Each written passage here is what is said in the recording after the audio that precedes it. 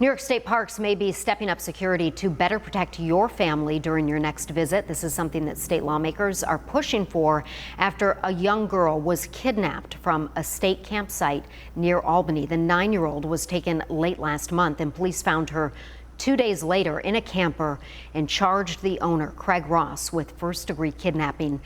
But could cameras have helped investigators identify a suspect sooner? Well, that's what a state senator believes, and he has put forward legislation to require parks to put cameras at all entrances and all exits. And we know safety is top of mind, of course, for many families, and that's why we are exploring this possibility through a range of perspectives. Tonight, you're going to hear from some of your lawmakers about their support for this proposal, and a hiker who says he is torn about adding cameras. 7 News reporter Jordan Johnson picks up the story from East Aurora. Leah, walkers tell me that they will support this legislation as long as the cameras actually work to deter crime from state parks.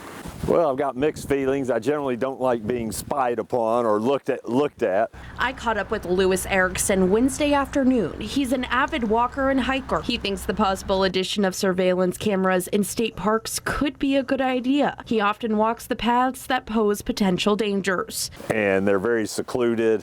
I don't mind having a little bit more security to know that it's going to discourage people. This legislation comes after the kidnapping of 9-year-old Charlotte Senna from the Moreau Lake State Park earlier this month. New York State has 180 state parks. A third of them already have security cameras at the entrances and exits. This new bill would require every park to have a security camera system that would identify types of cars, models, and plate numbers of any vehicle entering or exiting any state park, historic site, campground, or recreational facility. I checked in with local state senators Sean Ryan and Patrick Gallivan, both of whom say this move is necessary. But anytime something like this happens, you do a review.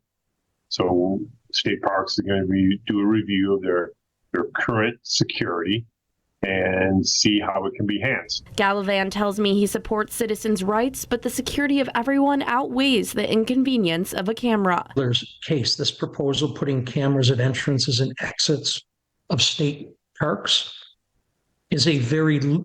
is an almost insignificant imposition, or it doesn't really impose and restrict people's liberties much at all. The bill has yet to be heard, but I am told by senators it may take a few months.